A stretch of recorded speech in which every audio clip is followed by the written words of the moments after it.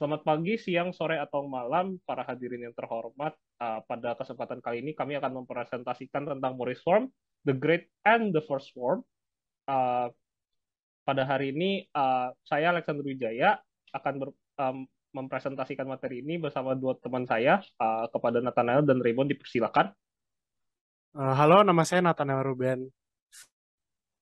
Akan juga nama saya Raymond Alasko.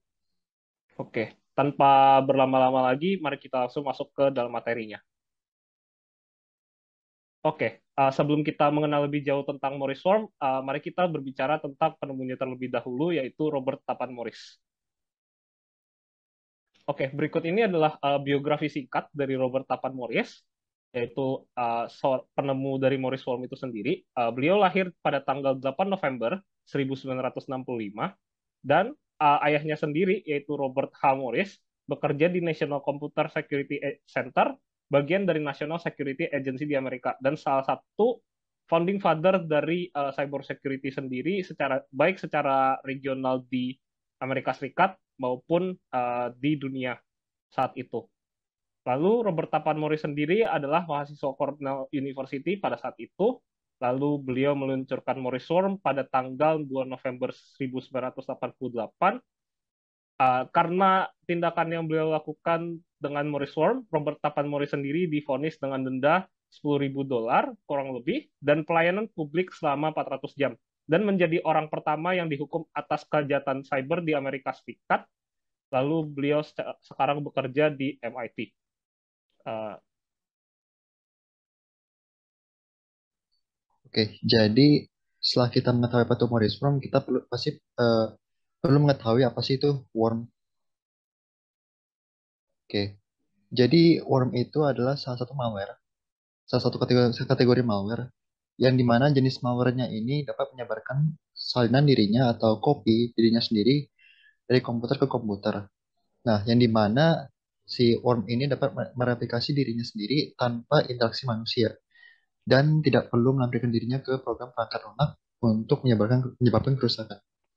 Oke, jadi inti dari worm itu sebenarnya adalah dia itu sebuah program yang awalnya sih tidak begitu berbahaya, namun karena dari codingan dari programnya sendiri yang dirancang untuk melakukan sesuatu untuk merusak sebuah sistem, makanya worm ini disebut sebuah malware dan dia juga kategorinya itu dapat eh, menyebarkan dirinya atau sesuai dari apa yang diprogramkan ke program si malware ini atau worm ini untuk diperintahkan untuk mereplikasi dirinya sendiri atau bahkan juga bisa menjalar ke mesin-mesin lainnya lewat jaringan atau perantara yang terhubung.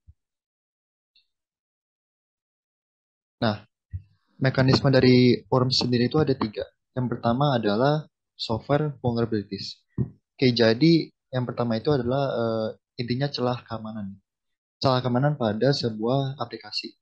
Misalkan seperti aplikasi apapun yang kita punya pada gadget kita atau laptop, komputer ataupun bahkan pada Android kita masing-masing yang punya celah keamanan, misalkan seperti aplikasi yang tidak terupdate. Nah, maka dari itu kita selalu diingatkan untuk aplikasi kita ini selalu diupdate. Makanya kalau tidak diupdate berpotensi untuk menjadi pintu terbuka bagi virus seperti worm ini dapat masuk ke device kita dan lewat aplikasi yang enggak diupdate ini maka device kita akan terancam bahaya. Nah, yang kedua itu lewat phishing email atau files. Jadi, lewat email ini, misalkan seperti ada email palsu, jadi anggaplah ada sebuah kasus contoh seperti kita ini adalah rakyat jelata biasa. Dan tiba-tiba pada Gmail kita atau Google Mail kita, kita menerima sebuah email dari sebuah badan pemerintah yang mungkin kita kenal di dalam negara kita masing-masing. Dan padahal kita nggak ada hubungan ada apa-apa dengan pemerintah itu sendiri dan kita juga nggak melakukan apapun atau suatu kontribusi apapun bagi pemerintah. Jadi istilahnya seperti eh, pesan palsu lah yang kita terima.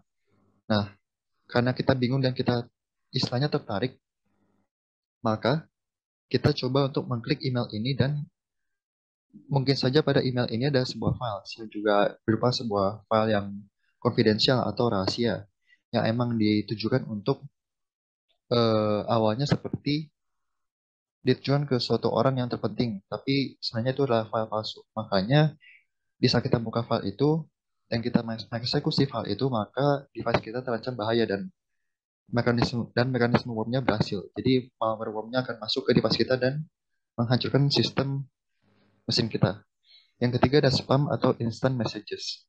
Jadi kalau misalkan ada spam yang muncul dan datang pada device kita dan selalu memberikan pesan yang random pada mesin kita atau mungkin HP, maka itu berarti juga berpotensi sebuah worm.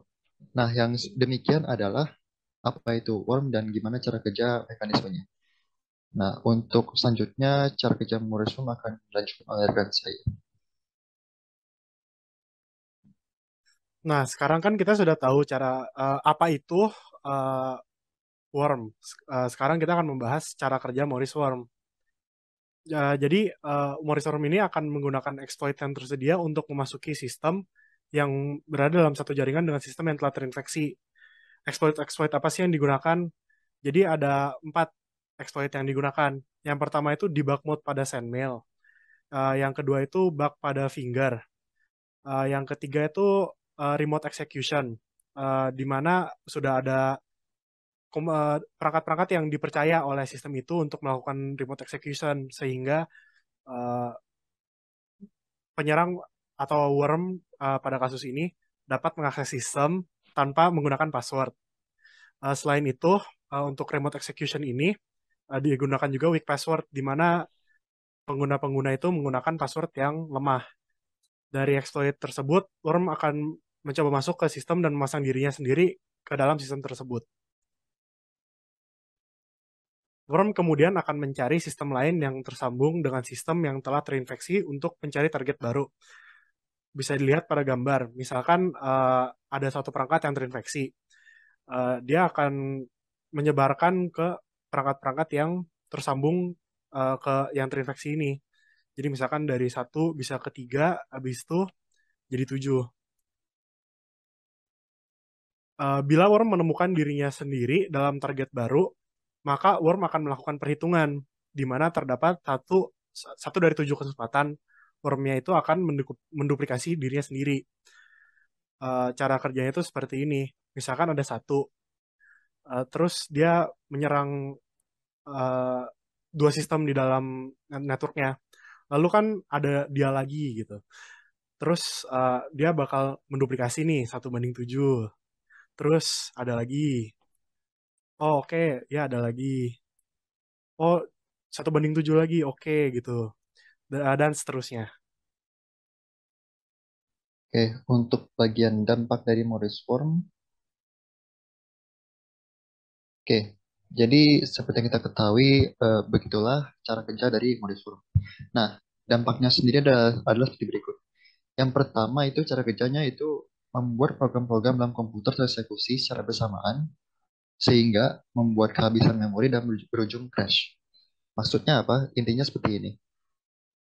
Jadi eh, dari Morris Form ini sendiri dia mempunyai sebuah program di dalamnya yang memang diperintahkan untuk jika dia berhasil untuk menginfeksi sebuah sistem, maka dia akan melancarkan serangan seperti mengeksekusi atau mengrunning atau menjalankan program-program yang nggak dikenal atau bukan nggak dikenal sih semacamnya seperti kayak program-program yang emang ada dalam sistem itu sendiri, namun semua program-program yang dalam sistem itu dijalankan secara bersamaan, makanya sistemnya kehabisan memori dan berujung crash. Jadi istilahnya exhausted gitu atau kehabisan sumber daya atau kehabisan resources untuk menjalankan program-program yang ada karena emang mesinnya masih tidak modern seperti zaman sekarang ini. Nah, yang kedua adalah memperlambat komputer hingga membuat komputer tidak dapat dipakai lagi. Nah, karena dampak dari worm itu seperti itu, yaitu mereplikasi dirinya sendiri sehingga membuat sistem jadi kehabisan memori atau berujung pada crash, maka hasilnya adalah pada masa Morris worm ini sedang menyerang, maka di saat masa pembersihan sistem-sistem dari worm ini, diperlukan pemeriksaan penuh pada mesin komputer dan jaringan yang digunakan dari bekas replikasi dan eksekusi yang diakibatkan oleh worm tersebut. Jadi sampai mesin-mesinnya pun dan sampai semua aplikasi dan bahkan sampai mungkin ada scan antivirus dan bahkan sampai di ranah jaringannya pun itu semua dibersihkan karena wormnya sendiri udah mereplikasi dari sistem dalam sistemnya dan juga eh, menjalar lewat jaringan sendiri. Jadi poin-poin dimanapun di bagian sistem dan juga di jaringannya pun kita juga nggak tahu eh, di mana poin-poin di mana worm ini udah menjalar atau mereplikasi dirinya. Makanya semuanya diperlu pembersihan penuh secara manual.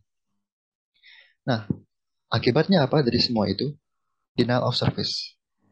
Inti dari denial of service adalah misalkan seperti sistem yang udah menerima sebuah eh, istilahnya seperti accepted request gitu. Jadi permintaan yang udah diterima atau permintaan proses yang udah diterima. Maka di saat proses tersebut udah diterima seperti misalkan seperti program minta dijalankan maka program tersebut jalan. Nah, jika sebuah permintaan diminta secara terus-menerus dan bahkan sampai beribu-ribu, ratus-ratus ribu dan sampai berjuta-juta, bahkan melebihi resource dari komputernya, maka sistemnya akan mengalami denial of service. Itu yang ketiga. Yang keempat adalah hasil dari semuanya itu adalah menginfeksi sekitar 10% dari total 60.000 komputer yang terkoneksi pada internet. Nah, jadi pada masa itu, eh, 10% dari 60.000 berarti adalah 6.000 komputer. Total 6.000 komputer dari 60.000 itu terserang oleh Morris Worm. Nah, perlu kita ketahui bahwa di masa itu adalah masa yang baru-baru saja komputer diciptakan. Jadi untuk worm seperti ini dapat menginfeksi 6.000 komputer dari 60.000 itu sudah dahsyat sekali. Bagaimana dengan zaman sekarang ini? Ada worm yang lebih hebat lagi dan bisa menginfeksi bisa ratusan ribu bahkan jutaan dalam hitungan yang lebih cepat. Dan 6.000 komputer ini juga diinfeksi selama kurun waktu 15 jam. Oke, baik. Sekarang uh, mengapa kira-kira Morris Worm itu berbahaya? Oke. Nah, di saat di mana Morris Worm menyerang, komputer security yang kita tahu seperti sekarang atau cyber security belum seperti waktu sekarang di mana belum ada program yang dibuat khusus untuk menangkal serangan dari internet seperti antivirus sehingga pada saat itu para pengguna komputer sangat sulit untuk menghentikan Morris Worm karena Morris Worm sendiri mereplikasi dirinya dengan sangat cepat. Uh, Lalu pada saat itu juga komunitas komputer uh, masih kesulitan untuk mencari solusi di tengah serangan Morris Worm tersebut karena saat itu cara untuk menumpas Morris Worm-nya itu belum ditemukan. Satu-satunya cara untuk menghentikan replikasi saat itu adalah memutus jaringan internet dari komputer itu sendiri. Sedangkan jalur satu-satunya pada saat itu untuk mencari solusi selain dari koneksi telepon adalah forum internet. Nah, karena batasan-batasan pada saat itu, maka serangan Morrison sendiri cukup sulit untuk dihentikan dan butuh waktu uh, hingga 72 jam hingga pada saat itu kelompok gabungan dari Universitas Purdue dan Berkeley untuk dapat menghentikan serangan Morrison. Dan pada saat itu juga diprediksi ada kerugian sekitar 100.000 dolar hingga mungkin jutaan dolar dikarenakan serangan Morrison yang sangat merugikan.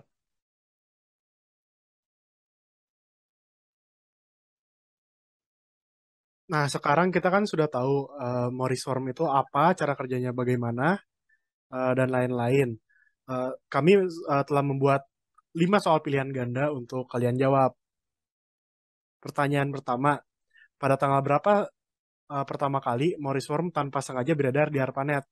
Apakah A 2 Oktober 1998, B 12 November 1988, C 12 Oktober 1998, D 2 November 1988, atau E 2 November 1998?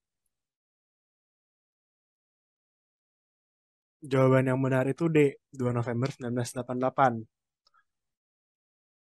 Lalu untuk pertanyaan kedua, berapa jumlah komputer yang terdampak dari munculnya Morris Worm?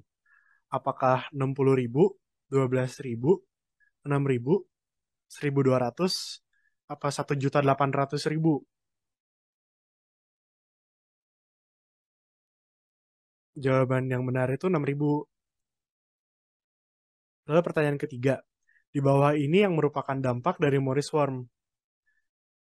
Apakah A, mengubah semua perizinan dari direktori sehingga komputer mengalami error? Apakah B, menghapus semua data di dalam komputer? C, beberapa program tak dikenal berjalan bersamaan sehingga komputer mengalami crash karena kehabisan memori. D, membanjiri lalu lintas data ke suatu server sehingga server kehabisan memori dan mengalami crash. Atau E, data privasi di dalam suatu database dapat dibuka oleh orang lain. Jawabannya adalah C, beberapa program tak dikenal berjalan bersamaan sehingga komputer mengalami crash karena kehabisan memori. Lalu pertanyaan keempat, kira-kira berapa peluang Morris Worm mereplikasi dirinya jika masuk ke komputer yang sudah terinfeksi? Apakah A, 1 dari 7, B, 1 dari 700, C, 1 dari 14, D, 1 dari 1.400.000, atau E, tidak ada jawaban? Jawabannya adalah 1 dari 7 kesempatan. Lalu pertanyaan terakhir, di manakah Robert Tappan Morris menjalani kuliahnya ketika menemukan Morris Worm? Apakah Cornell University, MIT, Harvard University, Princeton University, atau Stanford University? Jawabannya adalah Cornell University.